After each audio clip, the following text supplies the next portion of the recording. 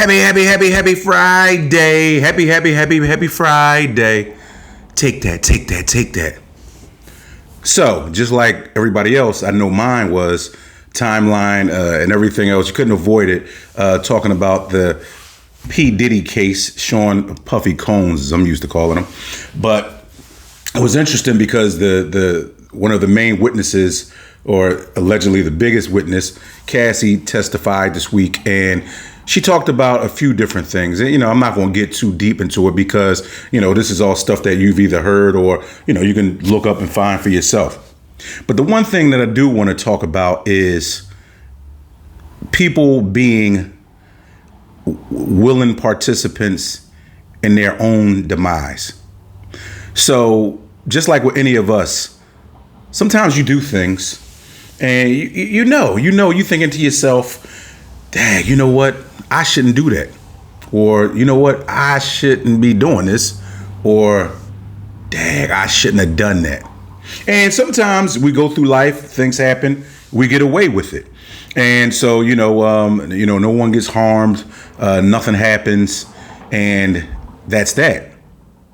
But unfortunately, in some situations, things do come out and do come to light, and people do get harmed.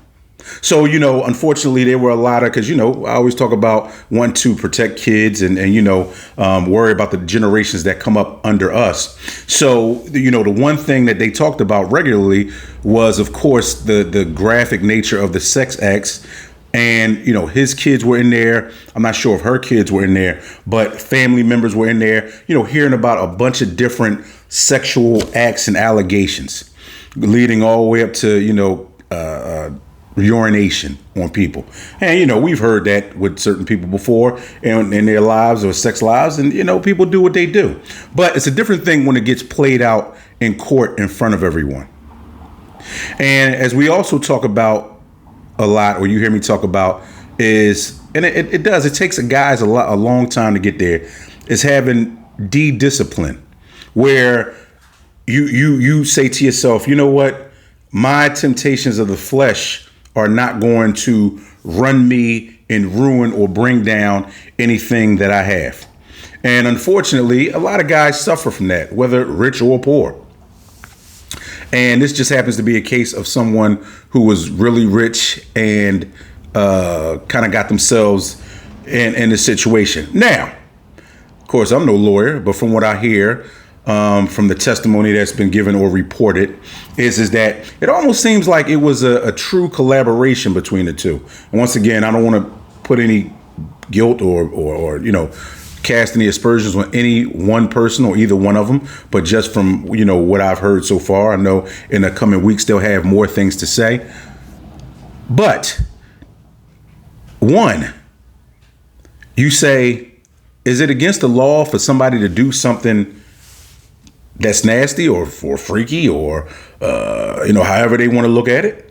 Is that a nasty thing? Does it make a person an awful person, especially if the other person was a willing participant? Or are we, or do we, or have we done stuff and we just don't talk about it? Because guess what? Somebody's not putting our stuff out on Front Street. Because I've heard about people urinating on people for years, regular people, and liking it, and even worse stuff than that.